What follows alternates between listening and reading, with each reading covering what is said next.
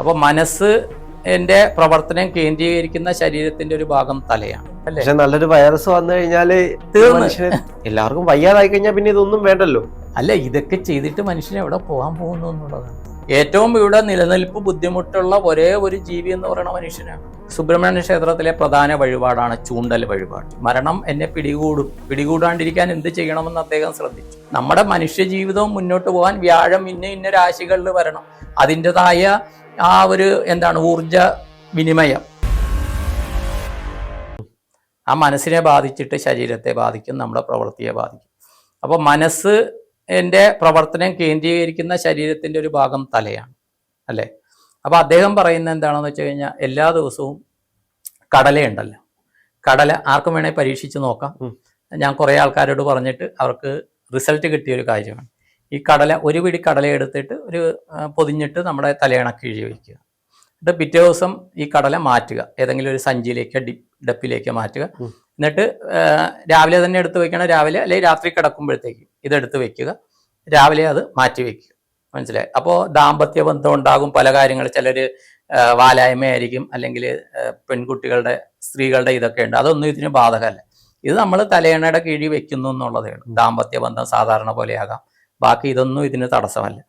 എന്നിട്ട് ഇത് കഴുകുകയൊന്നും വേണ്ട, ഈ കടല കഴുകുകയൊന്നും വെക്കരുത്, ക്ലീൻ ആക്കിയിട്ട് വെക്കുക, കല്ലും ഇതൊന്നും പാടില്ല. എന്നിട്ട് ഇത് ഇവരുടെ നാളനുസരിച്ച്, നാളിൻ്റെ പറ്റുമെങ്കിൽ പക്കപ്പിറന്നാൾ, എല്ലാ പക്കപ്പിറന്നാളും അനുസരിച്ചിട്ട് ഈ കടല മുരുകക്ഷേത്രത്തിൽ കൊടുക്കുക. സുബ്രഹ്മണ്യ ക്ഷേത്രത്തിൽ, സുബ്രഹ്മണ്യ ക്ഷേത്രത്തിലെ പ്രധാന വഴിപാടാണ് ചൂണ്ടൽ വഴിപാട്. ചൂണ്ടൽ എന്ന് പറഞ്ഞാൽ കടല നേദിച്ച് കൊടുക്കുന്ന ഒരു വഴിപാടാണ്. പ്രത്യേകിച്ച് തമിഴ്നാട്ടിൽ ചിലയിടത്തൊക്കെ ചെയ്യുന്നുണ്ട്, എല്ലായിടത്തും ഇല്ല. അപ്പോൾ ഇത് അവിടെ കൊടുക്കുക. എന്നിട്ടൊരു ദക്ഷിണയായിട്ട് ഈ ചൂണ്ടൽ വഴിപാട് ഉണ്ടാക്കാനായിട്ട് അവിടെ കൊടുക്കുക. ഈ വഴിപാട് ഇവർ തിരിച്ചു വാങ്ങിക്കരുത്, അത് അവിടെ അവർ ഉണ്ടാക്കിയിട്ട് അവർ വിതരണം ചെയ്യുക. എന്താണെന്ന് വെച്ചാൽ അവർ ചെയ്യട്ടെ, ഇവർ ഇത് തിരിച്ചു വാങ്ങിക്കരുത്. ഇത് ചെയ്തു കഴിഞ്ഞാൽ വ്യാഴം കുറേയധികം അനുകൂലമാകും, വളരെയധികം. അപ്പോൾ വിദേശത്തുള്ളവർ പോലും ഇത് ചെയ്യുന്നുണ്ട്. ആ വിദേശത്ത് മുരുകക്ഷേത്രങ്ങളൊന്നുമില്ല. അപ്പോൾ അവരോട് പറയുന്നത് എന്താണെന്ന് വെച്ച് കഴിഞ്ഞാൽ, നിങ്ങളിപ്പോൾ ഈ അന്നദാനം നടത്തുന്ന, ഇപ്പോൾ ഇന്ത്യൻ ഇതാകുമ്പോൾ ആരെങ്കിലുമൊക്കെ കാണും ഇങ്ങനെ അന്നദാനം ഫുഡൊക്കെ സെർവ് ചെയ്യുന്നത്. അപ്പോൾ അവർക്ക് ഇത് കൊടുക്കാനാണ് പറയുന്നത്. 1-2 കിലോ ആക്കിയിട്ട് അവർക്ക് കൊടുക്കാൻ പറഞ്ഞ് ഇത് കൊടുത്തിട്ട് സക്സസ്ഫുള്ളി വ്യാഴം അനുകൂലമായ കുറേ ആൾക്കാരുണ്ട്. ഇത് ചെയ്തു നോക്കാവുന്ന കാര്യമാണ്. ഇത് ജ്യോതിഷപരമായിട്ട് അഡ്വൈസ് എടുത്തിട്ട് ചെയ്യുന്ന നല്ല കാര്യം, അത് ചെയ്തോളൂ. പക്ഷേ ഇത് ജനറലായിട്ട് ഈ കാര്യങ്ങൾ ചെയ്താൽ കുറേയധികം മാറ്റം വരുന്നുണ്ട്. കാര്യം കടലയ്ക്ക് അങ്ങനെ ഒരു ഇത് വരുന്നുണ്ട്. എന്താണ് അതിൻ്റെ പുറകിലെ സയൻസ് എന്ന് ചോദിച്ചാൽ എനിക്കറിയില്ല, പക്ഷെ വർക്ക് ചെയ്യുന്നുണ്ട്. ഒരു പക്ഷേ ഇവർ തീവ്രമായിട്ട് ഇതിൽ വിശ്വസിക്കുന്നുണ്ടാകാം, ഇങ്ങനെ ചെയ്തു കഴിഞ്ഞാൽ മാറുന്നു എന്ന്. അതും വേണമെങ്കിൽ നമുക്ക് എന്ത് ന്യായീകരണം പറയാം. പക്ഷെ ഇത് വർക്ക് ചെയ്യുന്നുണ്ട്. അവർ തന്നെ ചെയ്യണം, ആ വ്യക്തി തന്നെ ചെയ്യണം. ആ വ്യക്തിക്ക് പകരം നാട്ടിലുള്ളവർ ചെയ്യാന്ന് പറഞ്ഞാൽ അത്ര എഫക്റ്റ് വരികയില്ല. അവർ തന്നെ ചെയ്യുമ്പോൾ വ്യത്യാസം വരുന്നുണ്ട്. വ്യാഴം അനുകൂലമാകുന്ന ഏതെങ്കിലും ഗ്രഹങ്ങൾ അപ്പോൾ ഉണ്ടോ ഇതിനകത്ത്? വ്യാഴം അനുകൂലമാകുന്ന അല്ലെങ്കിൽ പ്രതികൂലമാകുന്ന ഏതെങ്കിലും നക്ഷത്രക്കാര് അങ്ങനെയുണ്ടോ? വ്യാഴം അനുകൂലമാകുന്നത് പറയാം, മകം പൂരം ഉത്രം അത്തം ചിത്തിര ചോതി വിശാഖം, അവർക്ക് നല്ല അനുകൂലമായിരിക്കും. മൂലം പൂരാടം ഉത്രാടം അത് അനുകൂലമായിരിക്കും. പിന്നെ അവിട്ടം ചതയം പൂരട്ടാതി ഉത്രട്ടാതി രേവതി അശ്വതി ഭരണി കാർത്തിക ഇത്രയും അനുകൂലമായിരിക്കും. ബാക്കിയുള്ളവർക്ക് അനുകൂലമാക്കണം. അല്ല, ഇതിനു മുമ്പിട്ട് നമ്മൾ ശനി നോക്കിക്കഴിഞ്ഞാൽ ശനി മറ്റു വിഭാഗക്കാർക്കും അനുകൂലമല്ലേ? ശനി അനുകൂലമാണ്. ശനിയും ചിലർക്ക് അനുകൂലമാണ്, ചിലർക്ക് അനുകൂലമല്ല എന്നുള്ള രീതിയിൽ വരും. അല്ല, ഇതില് ഇപ്പൊ ശനി അനുകൂലമായവർക്ക് വ്യാഴം അനുകൂലമല്ല.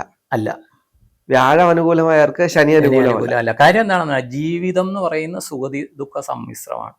ഈ നമ്മൾ എന്തൊക്കെ പറഞ്ഞാലും സൗരയൂഥം, ഈ ഭൂമിയെ കേന്ദ്രീകരിച്ച് ഈ ഗ്രഹങ്ങളുണ്ട് അല്ലെ? സൗരയൂഥത്തിൽ ഈ ഗ്രഹങ്ങളുണ്ട്. ആദിത്യനെ കേന്ദ്രബിന്ദുവാക്കിക്കൊണ്ട് ഈ ഗ്രഹങ്ങളുണ്ട്. ഈ ഗ്രഹങ്ങൾ കൃത്യമായ അളവിൽ സഞ്ചരിക്കുന്നുണ്ട്. ഭൂമി ഉൾപ്പെടെ സഞ്ചരിക്കുന്നതുകൊണ്ടാണ് ഈ മിൽക്കി വേ അല്ലെ ഈ സൗരയൂഥത്തിന് ചുറ്റുമുള്ള അത്രയേ നമ്മൾ കണ്ടെത്തിയിട്ടുള്ളൂ. എന്നിട്ടും ചൊവ്വയ്ക്കകത്ത് എന്താണ്, വ്യാഴം എന്താണെന്നൊന്നും നമ്മൾ കണ്ടെത്തിയിട്ടില്ല. നമ്മൾ പൂർണ്ണമായിട്ടും മനസ്സിലാക്കി എന്ന് പറയാൻ ചന്ദ്രൻ മാത്രമേ ഉള്ളൂ അല്ലേ? ആദിത്യൻ ഹൈഡ്രജൻ കത്ത് ഹീലിയം ആകുന്നു എന്ന് നമ്മൾ മനസ്സിലാക്കി വെച്ചിട്ടുണ്ട്. അതിൽ കൂടുതലൊന്നും നമ്മൾ മനസ്സിലാക്കിയിട്ടില്ല.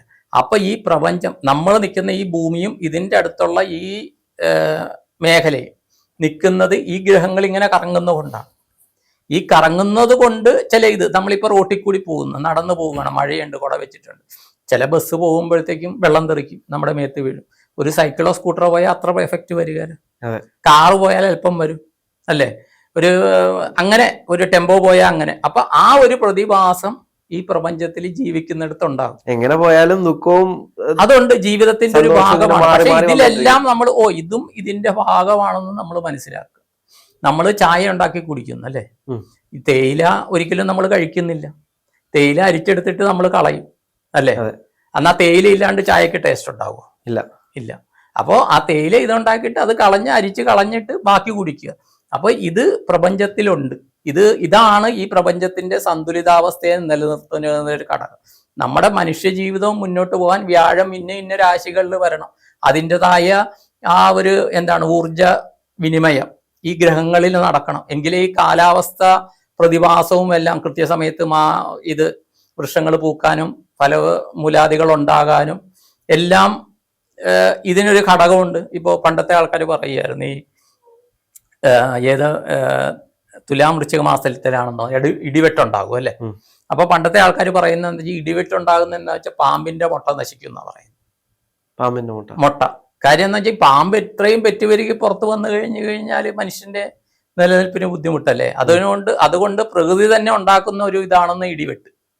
അത് നമുക്കറിയാം, മേഘങ്ങൾ തമ്മിലുള്ള ആ ഇലക്ട്രിക് ഇത് പാസ്സാകുമ്പോഴത്തേക്ക് അതിന്റെ ശബ്ദമാണ് ഇടിവെട്ട് ഇതെന്ന് പറഞ്ഞ് ശാസ്ത്രീയമായിട്ട് പറഞ്ഞിട്ടുണ്ട്. പക്ഷെ അവർ പറയുന്നത് പാമ്പിന്റെ മുട്ടകൾ അത് നശിക്കും, അതിൽ നിന്ന് കുഞ്ഞുങ്ങൾ പുറത്ത് വരികയില്ല. അതിന് പ്രകൃതി ഉണ്ടാക്കുന്ന ഇതാണ് ഇതെന്നാണ് പറയുന്നത്, ഇടിവെട്ടെന്നാണ് പറയുന്നത്. അപ്പൊ അങ്ങനെ കുറെ വിശ്വാസ പ്രമാണങ്ങൾ ഉണ്ടായിരുന്നു. ഇങ്ങനെ ഇത് വന്നു കഴിഞ്ഞിട്ട് ഈ പ്രപഞ്ചം നിലനിൽക്കാനായിട്ട്, പ്രത്യേകിച്ച് ഏറ്റവും ഇവിടെ നിലനിൽപ്പ് ബുദ്ധിമുട്ടുള്ള ഒരേ ഒരു ജീവി എന്ന് പറയുന്ന മനുഷ്യനാണ്. കുറെ അധികം ആവശ്യങ്ങളും ആവലാദികളും എല്ലാം ഉള്ള ഒരേ ഒരു ജീവി മനുഷ്യനാണ് അല്ലെ. നല്ലൊരു വൈറസ് വന്നു കഴിഞ്ഞാല് തീർക്കാനും ഇത് മതി. ഒരു നമ്മളുമായിട്ടുള്ള ഏതെങ്കിലും കോഴിയോ പട്ടിയോ പൂച്ചയോ ഇതൊന്നും കോവിഡ് ബാധിച്ച് മാസ്കം വെച്ച് നടന്ന് നമ്മൾ കണ്ടിട്ടില്ല. ഒരു ജീവിയിൽ ഇതെല്ലാം മറ്റുള്ള ജീവികളുടെ വൈറസാണ്. ആ ജീവികളുടെ ബോഡിയിലുള്ള ഒരു വൈറസ് മനുഷ്യരെ ബാധിച്ച് നമ്മൾ ഈ പറഞ്ഞ ഈ ആരോഗ്യ പ്രശ്നങ്ങളിലൂടെ കടന്നു പോകുന്നു. പക്ഷെ ആ ജീവികൾക്ക് ഇത് പ്രശ്നമില്ല. അതെ, ആ ജീവികൾക്ക് പ്രശ്നമില്ല. ഈ പറയുന്ന എയ്ഡ്സ് പോലും ഏതോ കുരങ്ങുകളിൽ നിന്ന് വന്നു എന്നാണ് പറയുന്നത്. കോവിഡ് കഴിഞ്ഞതിന് ശേഷം വവ്വാലുകളെല്ലാം കൂട്ടത്തോടെ കണ്ടതാണ്. പക്ഷിപ്പനി വരുമ്പോഴത്തേക്കും കോഴികളെയും ഇത്രയും നാളും ഈ വവ്വാലുകൾ ഇവിടെ ഉണ്ടല്ലോ. ഉണ്ട്. മനുഷ്യനുണ്ടായ കാലം തൊട്ടേ എനിക്ക് തോന്നുന്നു വവ്വാലുകൾ ഇവിടെ തന്നെ ഉണ്ടാവും എന്ന് എനിക്ക് തോന്നുന്നു. വവ്വാലുകളുണ്ട്. ഈ വവ്വാലുകളെ ചില കാര്യത്തിന് ഭാഗ്യ ചിഹ്നമായിട്ട് കരുതുന്നുണ്ട്. ഈ വവ്വാലുകൾ രാത്രിയിൽ വീടുകളിൽ പണ്ടത്തെ തറവാടുകളിൽ കയറി ഇറങ്ങിപ്പോയി കഴിഞ്ഞാൽ സമ്പത്ത് വരുന്നു എന്നുള്ള വിശ്വാസമുണ്ട് വവ്വാലുകൾ. പക്ഷെ ഈ കോവിഡ് വന്നപ്പോൾ ചൈനയിൽ നിന്നുള്ള ഇത് വെച്ചിട്ട് വവ്വാലുകൾ മനുഷ്യന്റെ വംശനാശം വരുത്തുന്നു എന്ന് പറയുന്നു. ഒരു പക്ഷേ അവര് ചൈനയിൽ നിന്നാണ് ഇതിന്റെ ഉത്ഭവം എന്ന് പറയുന്നത്. അവർ ഈ വവ്വാലിൽ എന്തെങ്കിലും പരീക്ഷിച്ചത് ഈ വൈറസ് ആയിട്ട് പരിണമിച്ചതാണ് എന്താണെന്ന് സത്യം പുറത്തു വരുന്നില്ല. ചിലരുടെ സ്വാർത്ഥതകളാകാം. കാര്യം എന്താ വെച്ച് കഴിഞ്ഞാൽ മറ്റേ ജൈവായുധങ്ങൾ അതാണല്ലോ ഇപ്പൊ മനുഷ്യൻ ആണവായുധവും കഴിഞ്ഞ് മാറിയിട്ട് ജൈവായുധത്തിലേക്കാണ് മനുഷ്യൻ പോണത്. എന്ന് പറഞ്ഞാൽ സ്വന്തം നിലനിൽപ്പിന് വേണ്ടി സ്വന്തം വംശത്തിൽപ്പെട്ടവരെ എങ്ങനെയൊക്കെ ഇല്ലായ്മ ചെയ്യാന്നുള്ളതാണ് മനുഷ്യൻ ഏറ്റവും കൂടുതൽ റിസർച്ച് ചെയ്യുന്നത്. കാരണം ഒരു സംസ്ഥാനത്തെ സാമ്പത്തികമായിട്ട് നശിപ്പിക്കാൻ ഏറ്റവും നല്ലത് എന്തെങ്കിലും ആരോഗ്യ പ്രശ്നങ്ങളായിരിക്കാം. ആരോഗ്യ പ്രശ്നങ്ങൾ വന്നു കഴിഞ്ഞാൽ പിന്നെ അവന് എണ്ണീറ്റ് നടക്കാൻ പറ്റത്തില്ല. ആശുപത്രി ചെലവ് കാര്യങ്ങൾ, ആശുപത്രികളെല്ലാം കുന്നുകൂടും. എല്ലാവർക്കും വയ്യാതായി കഴിഞ്ഞാൽ പിന്നെ ഇതൊന്നും വേണ്ടല്ലോ. അല്ല, ഇതൊക്കെ ചെയ്തിട്ട് മനുഷ്യൻ എവിടെ പോകാൻ പോകുന്നു എന്നുള്ളതാണ്. ഇതൊക്കെ ചെയ്തിട്ട് മാക്സിമം 100-120 വർഷം ആയുസ് കിട്ടുന്ന ഈ മനുഷ്യൻ എന്ത് വേണം? ഇവന് 1-2-3 നേരം കഴിക്കാനുള്ളത് പോരെ. നമുക്കറിയാം, ഒരു ലോകപ്രശസ്തനായ ഒരു മ്യൂസീഷ്യനും ഡാൻസറും ഉണ്ടായിരുന്നു. ഇദ്ദേഹം മരിക്കരുതെന്നും പറഞ്ഞ് പ്രത്യേക രീതിയിലുള്ള വിധാനത്തോടെയുള്ള റൂമിലാണ് താമസിച്ചിരുന്നത്. ഞാൻ വായിച്ചുള്ള അറിവാണ്. ഇദ്ദേഹത്തിന്റെ കൂട്ടത്തിൽ എപ്പോഴും 24 hours ഡോക്ടേഴ്സ് ഉണ്ടായിരിക്കും എന്ന് പറയും. ഇദ്ദേഹം എത്രയോ 40-45 വയസ്സിൽ എന്തോ ആകസ്മികമായിട്ട് ഇദ്ദേഹം കുറച്ചധികം വർഷങ്ങൾക്ക് മുമ്പ് മരണപ്പെടുകയായിരുന്നു. കാരണം മരണം എന്ന് പറഞ്ഞതിന് ഈ സംഗീത പ്രതിഭ പേടിച്ചിരുന്നു. അതിനെതിരെ ഇദ്ദേഹം കുറെ അധികം പ്രവർത്തനങ്ങൾ ചെയ്തിട്ടുണ്ട്. അതിനു വേണ്ടിയിട്ട് കുറെ കാശുകൾ മുടക്കിയിട്ടുണ്ട്. ആഹാര രീതിയിൽ, ഡ്രസ്സിങ്ങിൽ എല്ലാം അദ്ദേഹം ശ്രദ്ധിച്ചിട്ടുണ്ട്. പക്ഷേ ആ മരണം തന്നെ എത്രയും പെട്ടെന്ന് സാധാരണ ഉണ്ടാകുന്നതിനേക്കാളും നേരത്തെ തന്നെ ഇദ്ദേഹത്തെ കൊണ്ടുപോയി. കാര്യം എന്താ വെച്ച് കഴിഞ്ഞാൽ, നേരത്തെ പറഞ്ഞ പോലെ കിഡ്നി ആക്ഷന്റെ കാര്യം പറഞ്ഞ പോലെ അദ്ദേഹം ആ പ്രശ്നങ്ങളിലേക്ക് ശ്രദ്ധിച്ചു. മരണം എന്നെ പിടികൂടാണ്ടിരിക്കാൻ എന്ത് ചെയ്യണമെന്ന് അദ്ദേഹം ശ്രദ്ധിച്ചു. അപ്പോൾ അദ്ദേഹം അടുക്കുന്നത് മരണത്തിലേക്കാണ്.